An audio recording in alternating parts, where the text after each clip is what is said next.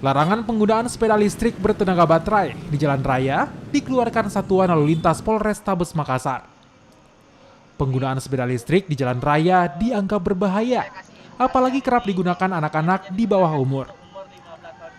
Sepeda listrik hanya boleh digunakan di halaman rumah ataupun kawasan tertentu. Sosialisasi dan himbauan, serta upaya tegas terus dilakukan kepolisian tentang bahaya penggunaan sepeda listrik di jalan raya. Bagi anak-anak yang kedapatan menggunakan sepeda listrik di jalan raya, petugas akan memanggil orang tua mereka.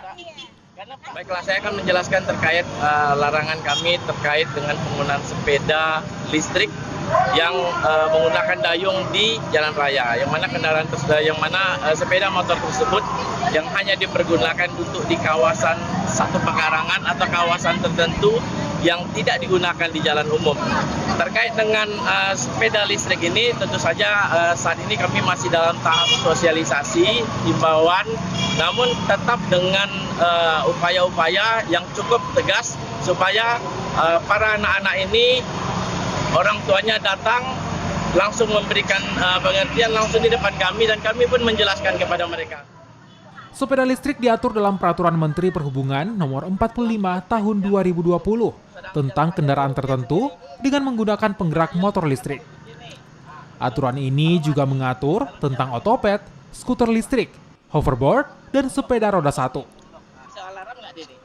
Adapun syarat penggunaan kendaraan tertentu berbasis listrik adalah menggunakan helm. Pengendara minimal berusia 12 tahun dan tidak boleh mengangkut penumpang, kecuali dilengkapi jok penumpang dan melarang modifikasi daya motor listrik. Sepeda listrik atau kendaraan tertentu lainnya juga ditetapkan beroperasi di jalur khusus dengan kecepatan maksimal 25 km per jam. Arif Tirtana, Kompas TV, Makassar.